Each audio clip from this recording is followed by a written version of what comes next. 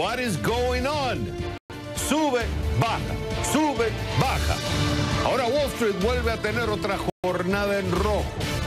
El Standard & Poor's 500 cayó más de 3%, borrando la mayoría de las ganancias del miércoles. Por eso pregunto, ¿el problema está en el coronavirus o está en otro lugar? Lo discutimos.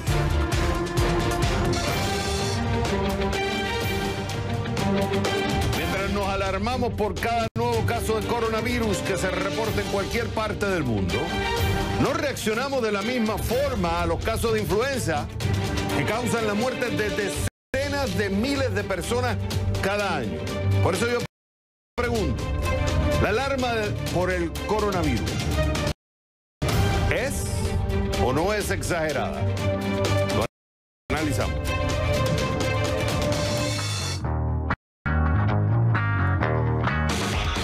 Según el S&P Global, estima que los efectos del coronavirus provocarán una caída en la producción de vehículos en China de cerca del 15% en el primer trimestre del año. Pero yo pregunto, ¿la caída en la industria automotriz en China, todo es por culpa del coronavirus? Lo vemos.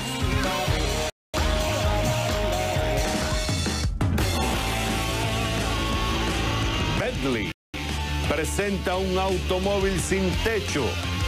Es edición limitada. Así es, solo se fabricarán 12 de los Bentley Mulliner Bacalar. Contaremos todos los detalles de lujo en nuestra división de CNN Dinero Automotriz. Y con esa clase, con esa elegancia, con esa belleza, desde el centro de producción de CNN en la Ciudad del Sol, oh yeah, Miami, comienza el único programa que vive, vive la economía. Este es CNN Dinero, que arranca en 3, en 2, en 1.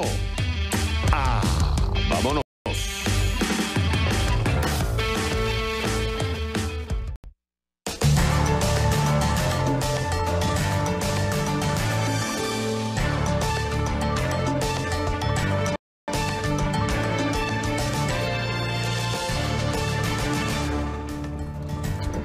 Hola mi gente, bienvenidos a CNN Dinero.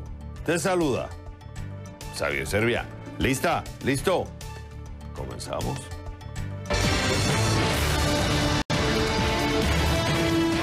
Y que sube y que baja, y que sube y que baja. What is going on? Wall Street vuelve a tener otra jornada en rojo. El S&P 500 cayó más de 3%, borrando la mayoría de las ganancias del miércoles. Por eso yo pregunto, ¿el problema está en el coronavirus o está en otro lugar?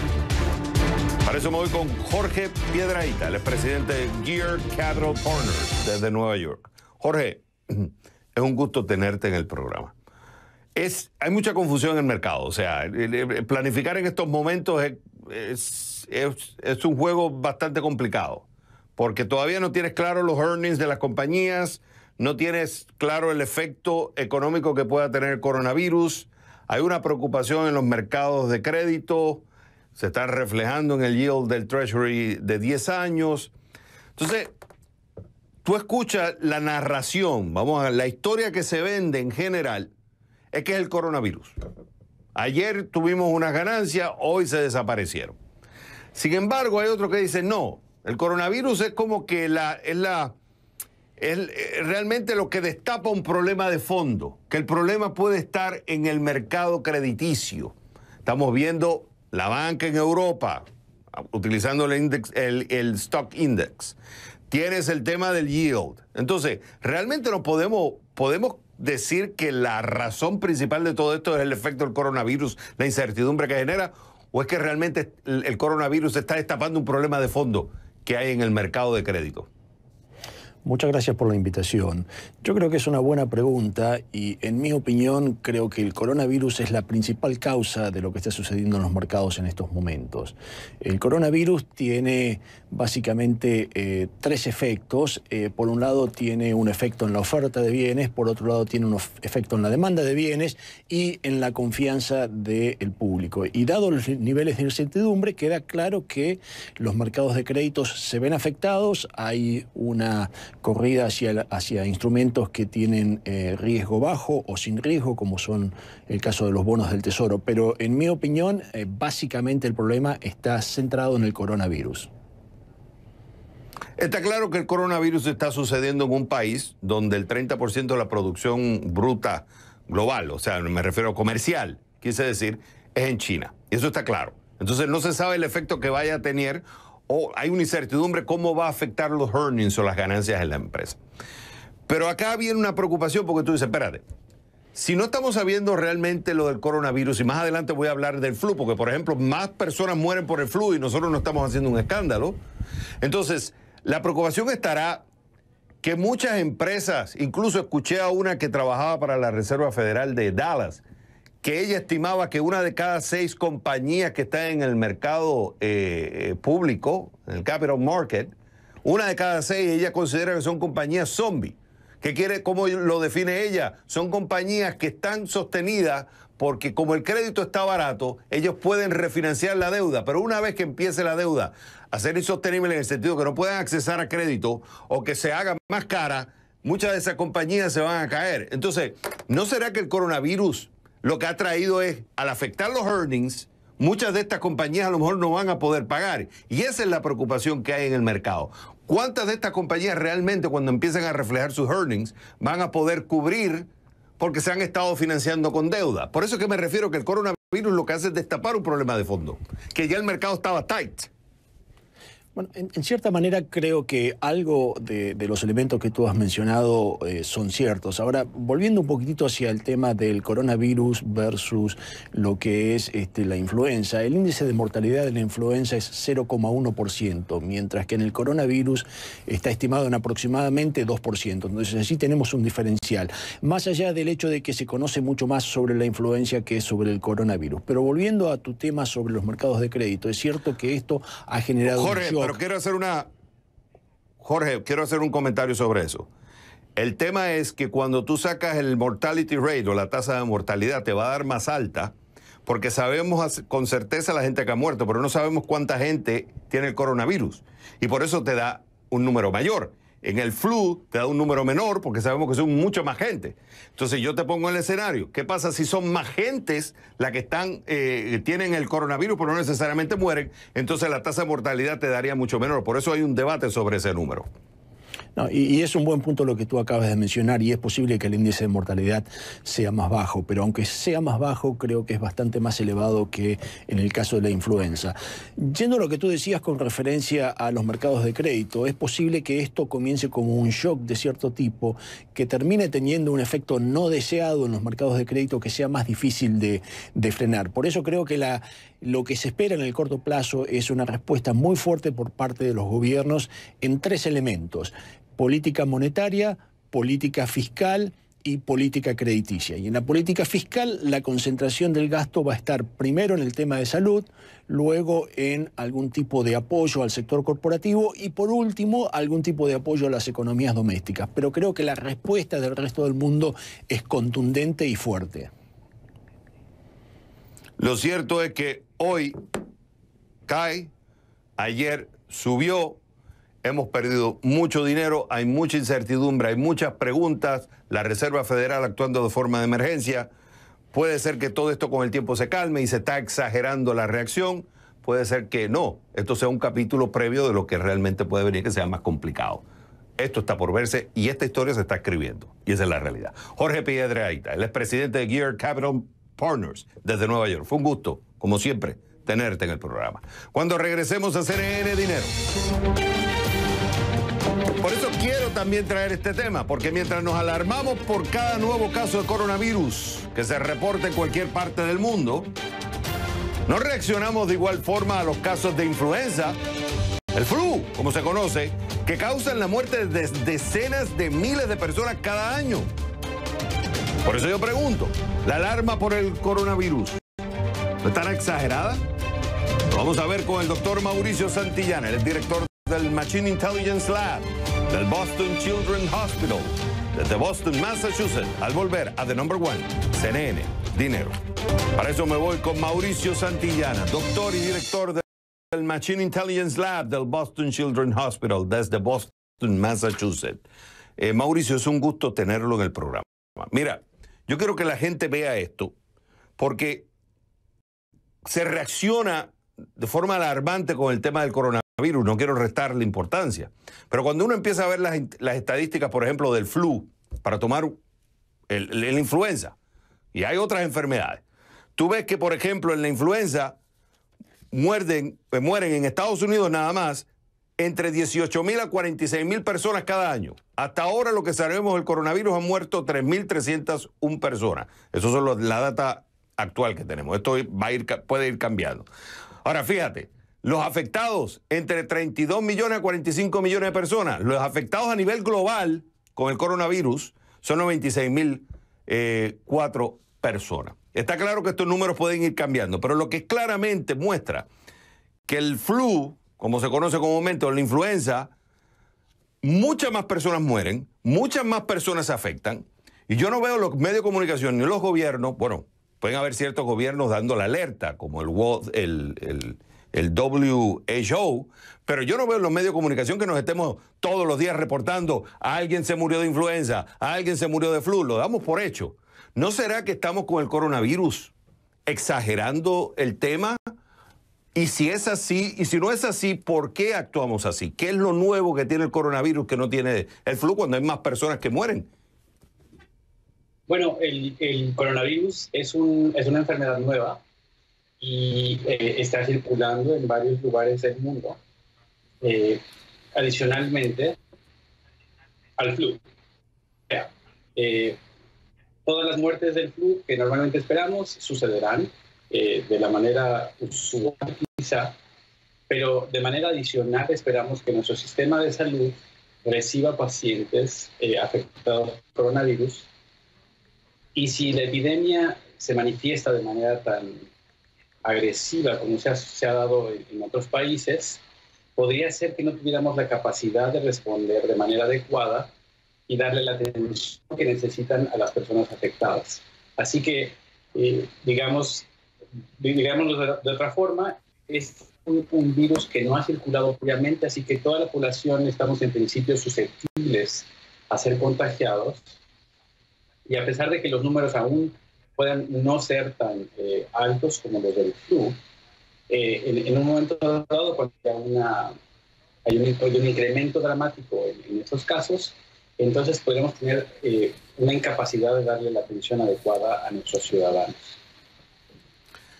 ¿No será que en parte porque viene, voy a tirar una hipótesis, sea que como el coronavirus, que por cierto, voy a chequear después mis notas, pero entiendo que ya desde los 70 y los 80 habían profesores que estaban hablando, especialistas hablaban sobre el coronavirus, existía desde antes.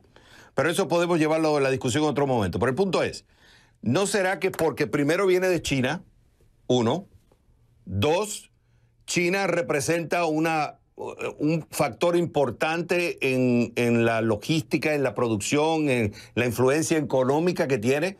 30% de la producción, digamos, global, el comercio global, pasa a través de China de alguna forma u otra, y entonces lo que crea es una alarma más económica que realmente el efecto que pueda tener en la gente, porque volvemos a lo mismo. No reaccionamos igual con el flu a pesar de que más gente muere. Y no hablemos del flu, hablemos del dengue, hablemos de otro tipo de enfermedades que matan a personas todos los años. Nosotros estamos reaccionando así. Entonces, y si vemos que el flu y el coronavirus tiene reacciones similares, afecta la respiración, tú sabes más de eso que yo. Entonces, lo que estoy tratando de entender, ¿dónde puede estar la causa de la reacción que estamos teniendo sobre el coronavirus? Bueno, son varios aspectos. Uno de ellos tiene que ver con el hecho de que es un virus nuevo, o sea que además de las personas afectadas por el dengue, por la influenza, vamos a ver ahora personas afectadas por este coronavirus. Así que eso va a incrementar el número de personas que puedan enfermarse de algo, de alguna manera.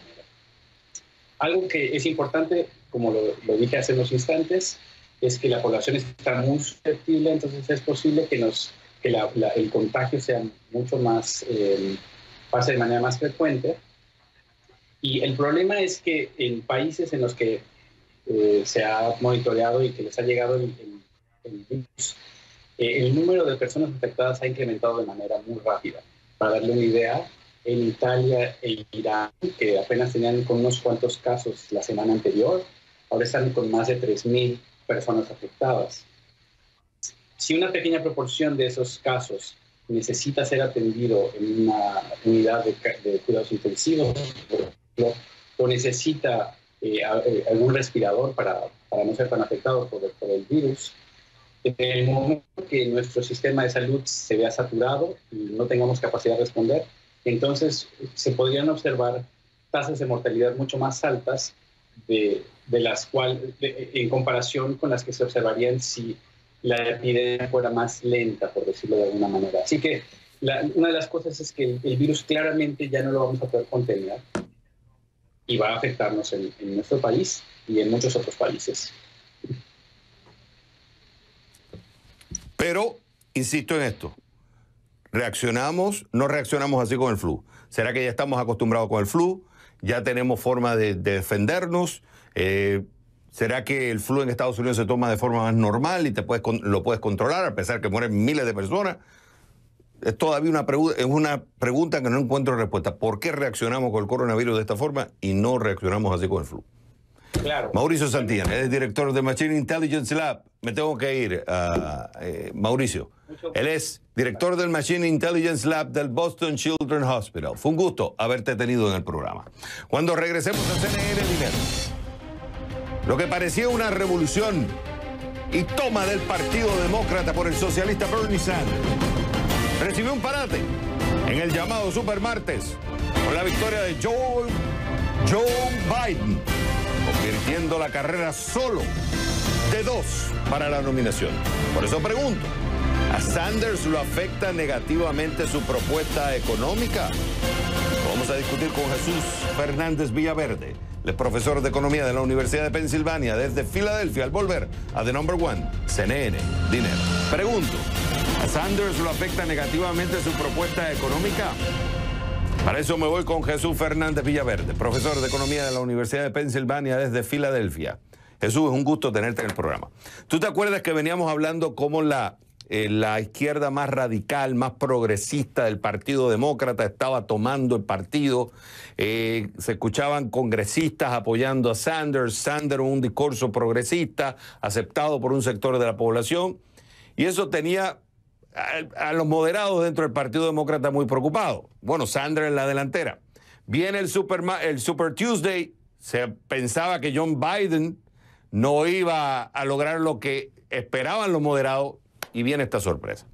Entonces, una de las explicaciones es que es la política económica. Lo que ha presentado Sanders versus lo que presenta Biden, Sanders ha asustado. Aunque le gusta una nueva generación, a los más, digámoslo, de la tercera edad que votan, dijeron no, eso no nos gusta porque tenemos la historia del comunismo, etcétera, etcétera, y apoyaron a Biden. ¿Tú dirías que una explicación importante es el choque que hay en políticas económicas entre ambos candidatos? Claramente sí. Sanders no lo hizo muy bien, ni siquiera antes del Supermartes, por ejemplo, en New Hampshire. Sacó muchos menos votos en New Hampshire hace unas semanas que en el 2016 contra Hillary Clinton.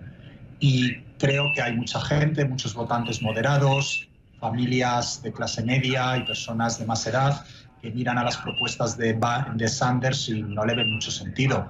Y creo que hay otro ejemplo muy cercano, que es el del Reino Unido. Corbyn se presentó a las elecciones en el Reino Unido con un programa muy similar al de Sanders, prometiendo el cielo y la tierra a todo el mundo, y el electorado británico, de una manera muy contundente, dijo que no a ese programa. Y yo creo que en Estados Unidos estamos viendo exactamente lo mismo. Ahora, Sanders todavía no ha capitulado.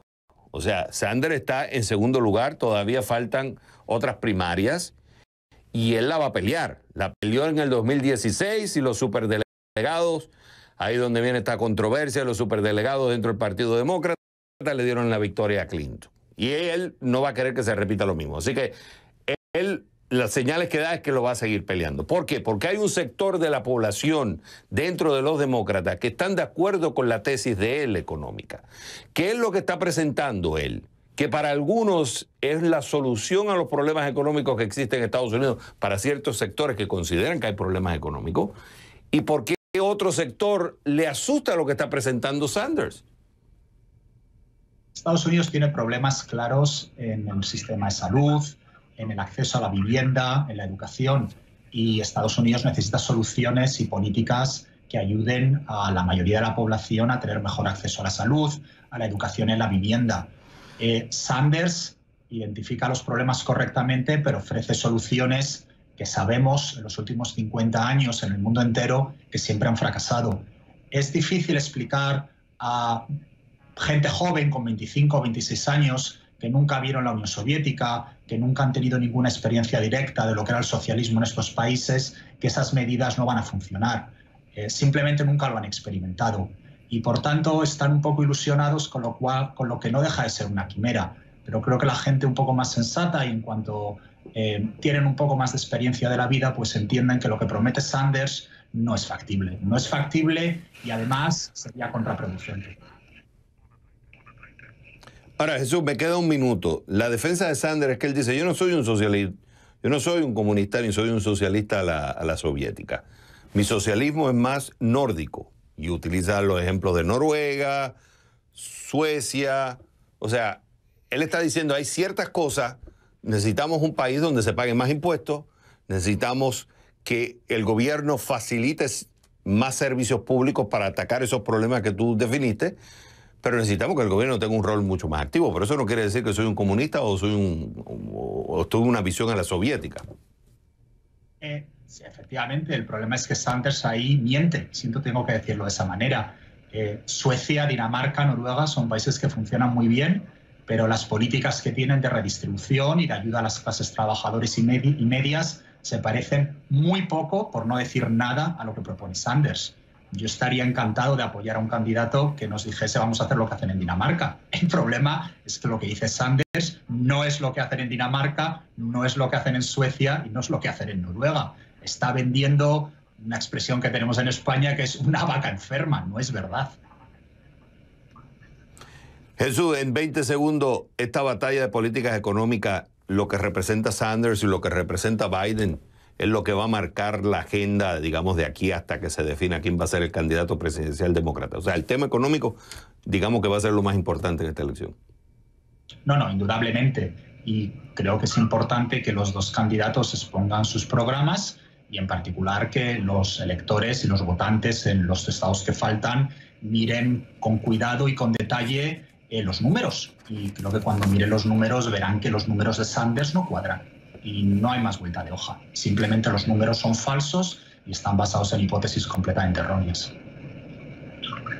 Él es Jesús Fernández Villaverde, profesor de Economía de la Universidad de Pensilvania. Me encantó, como siempre, Jesús, tenerte en el programa. Cuando regresemos a CNN Dinero, escucha, según el S&P Global, estima que los efectos del coronavirus provocarán una caída en la producción de vehículos en China, importante mercado para la industria automotriz global. Dice que caerá en un 15% en el primer trimestre del año. Pero, pregunto, ¿la caída en la industria automotriz en China todo es por culpa del coronavirus? Lo vamos a ver con Javier Mota, el editor en jefe del portal automotriz autoproyecto.com desde Miami, al volver a The Number One, CNN Dinero. Para eso me voy con Javier Mota, editor en jefe del portal automotriz autoproyecto.com desde Miami. Javier, es un gusto tenerte en el programa. Oye, claramente la producción, digamos, de todas las unidades que se producen a nivel global, que tengo aquí data de OICA, estamos hablando que para el 2017 eran cerca de 96 millones, cerca de 29 millones se producen en China. O sea, China es sumamente importante para la producción de autos mundiales. y ya se estima que va a haber una caída considerable a consecuencia del coronavirus. En el donde sucedió el epicentro, digamos, en Wuhan, tengo en mi nota que el 9% de la producción total de China de autos, el 9% se da en esa provincia. Entonces, yo pregunto, ¿podemos argumentar que todo es el coronavirus? Porque por otro lado empiezas a ver data y te vas un poco hacia atrás, 2019, 2018, y ha habido una desaceleración en la producción de autos en China, en parte por la desaceleración económica que ha tenido. El consumo ha ido cayendo. Entonces, ¿podemos argumentar que todo el problema es por el coronavirus? Bueno, no, absolutamente no, tienes razón, que ya venían otros factores económicos del mercado de China saturado tal vez por demasiadas marcas y había un poco una desaceleración en las ventas, pero esto sin lugar a dudas va a tener un efecto no solamente en China, sino en todas las compañías del mundo, porque como muchas otras industrias, la de los autos es muy global y fábricas o marcas que son de Japón, de Corea, de Estados Unidos, de Alemania, todos prácticamente dependen de la producción de partes fabricadas e importadas a esos mercados desde China. En el año 2018 el valor de ese mercado de partes nada más fue más de 38 billones de dólares. Para Estados Unidos, para las marcas de Estados Unidos, más de 11.000 billones. Así que el efecto es un efecto dominó y sin duda va a tener un efecto mucho más largo de lo que estamos viendo, no solamente este trimestre ni el segundo, sino el resto del año y los que vienen.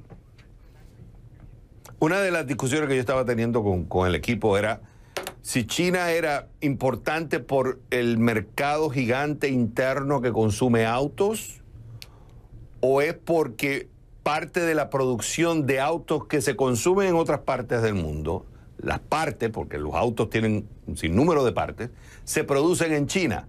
Entonces, la irrupción en la logística, en la cadena de producción que produce en China por el coronavirus, es que tiene un efecto global. Entonces, yo te pregunto a ti, cuando hablamos de la industria automotriz en China, ¿debemos enfocarnos principalmente por el consumo interno y entonces es porque hay una caída en la producción? Entonces, tú tienes un GM, un Ford, un BMW, o sea, Toyota, como venden muchos autos en China, al haber una disminución en el consumo, pues por tanto el efecto lo reciben, o es que también por la cantidad de producción que se genera en China, partes, para llevar a autos que se consumen en otras partes del mundo, entonces por eso el efecto es lo que estamos viendo. O sea, ¿cuál es lo más importante de los dos?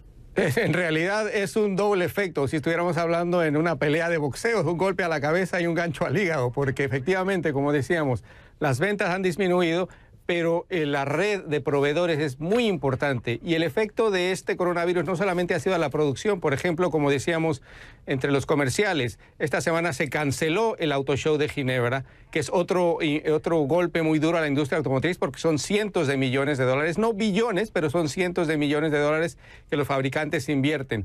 Este mismo mes se han cancelado presentaciones de autos en Corea, en Alemania, en Suiza mismo, así que es un efecto que en realidad está causando daños por varias partes, así que vamos a ver qué pasa, pero si no se resuelve esto pronto, las compañías van a tener que echar mano de sus reservas de partes, que deben tener muchos de ellos, no pueden esperar a que venga una sorpresa de estas, pero esa reserva, digamos, de partes esenciales para seguir produciendo al mismo nivel, en algún momento va a verse afectada muy seriamente por este tema del coronavirus.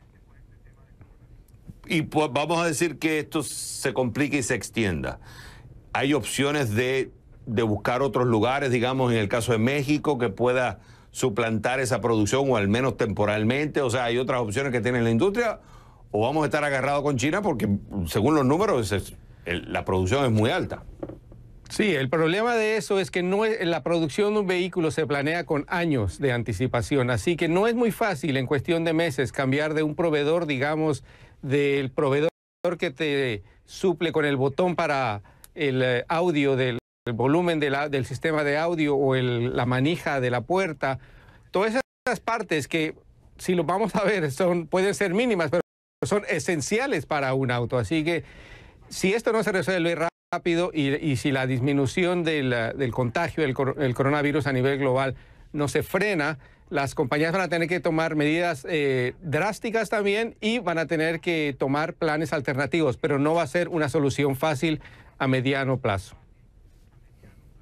Por eso nosotros nos enfocamos en esta discusión en la industria automotriz. Van entendiendo por qué en parte las reacciones en el mercado se debe a todo esto. El efecto que tiene en el bottom line de las compañías. Este mismo principio se aplica a las tecnológicas, se aplica a las compañías de servicio, claro, a la hotelería,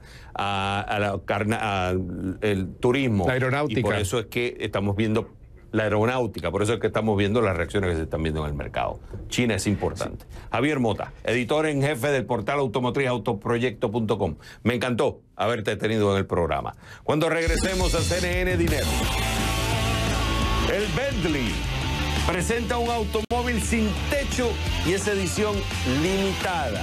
Así es, solo se van a fabricar 12 de estos Bentley Mulliner Bacalar. Vamos a contarte los detalles de lujo en nuestra división de CNN Dinero Automotriz al volver a The Number One, CNN Dinero. Estas son otras breves económicas.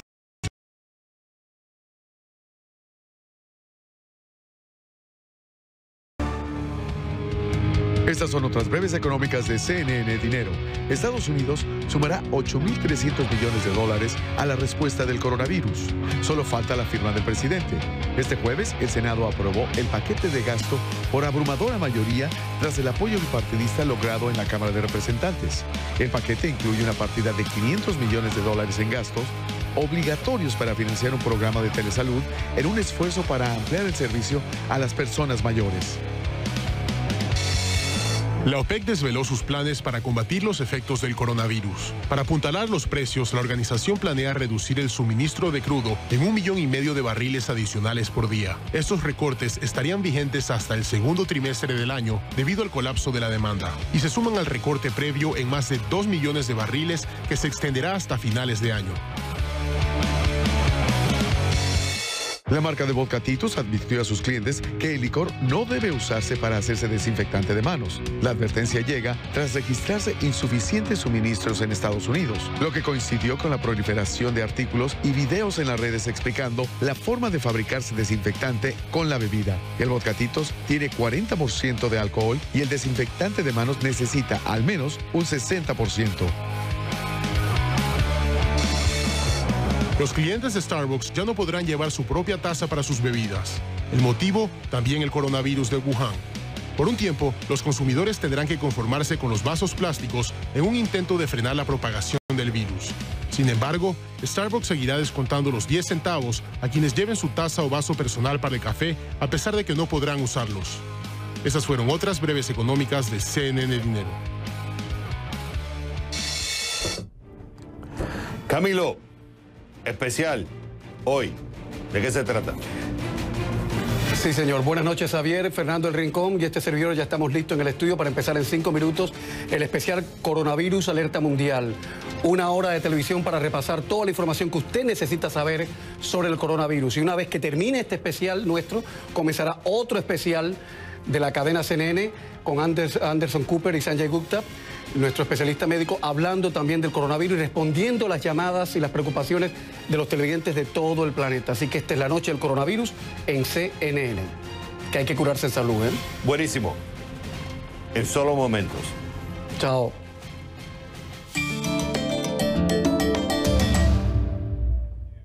¿Y quién gana hoy? Zoom. ¿Por qué? El coronavirus está impulsando su negocio. ¿Qué pasa?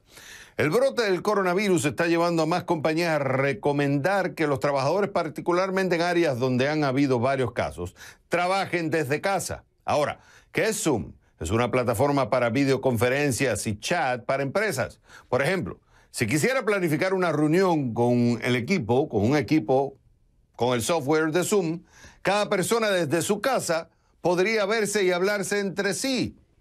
Y no hay que ir a la oficina. Magnífico. El miércoles la compañía reportó fuerte ganancia y dijo que espera que más empresas comiencen a usar sus herramientas. Además, Zoom ha comenzado a ofrecer videoconferencias gratuitas para los usuarios en China como una forma de alentar a más personas a probar el servicio. ¿Cómo reaccionó el mercado? Las acciones de Zoom aumentaron un 7% hasta hoy. La acción ha subido un 85% en lo que va de año. Porque aumentaron sus ganancias, Zoom se lleva hoy la medalla de oro de CNN Dinero. ¿Y quién pierde hoy? La compañía de cannabis Canopy Growth. ¿Por qué? Está reduciendo sus operaciones. Canopy Growth, la compañía de cannabis más grande del mundo por capitalización de mercado, se está volviendo más pequeña al cerrar 2 invernaderos que representan más de la mitad de sus operaciones de cultivo. ¿Por qué? La compañía dijo que el mercado canadiense de cannabis recreativo se ha desarrollado más lentamente de lo previsto, creando desafíos de rentabilidad en toda la industria. Los cierres provocarán el despido de 500 empleados. Además, se espera que generen un cargo antes de impuestos de 700 a 800 millones de dólares canadienses sobre las ganancias de Canopy Growth en el próximo trimestre. ¿Cómo reaccionó el mercado? Las acciones de Canopy Growth cayeron más de 5%. Porque está reduciendo sus operaciones, Canopy Growth se lleva hoy la medalla de cartón de CNN Dinero.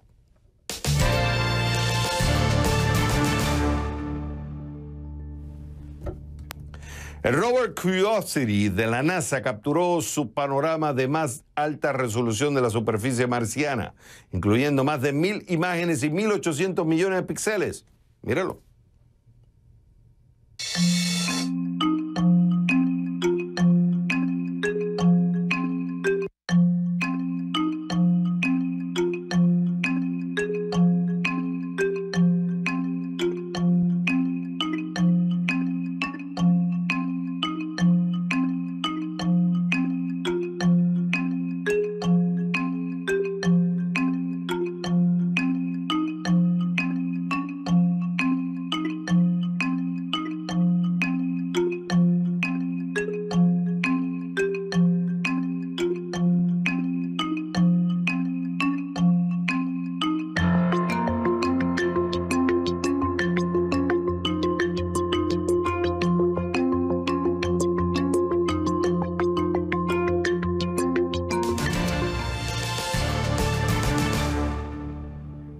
El Bentley presenta un automóvil sin techo y es edición limitada. ¿Por qué? Solo se van a fabricar 12. Le llaman los Bentley Mulliner Bacalar. Contarán con detalles de lujo como interiores hechos de árboles que cayeron hace 5000 años. Te mostramos toda esta línea y este diseño en nuestra división de CNN Dinero Automotriz.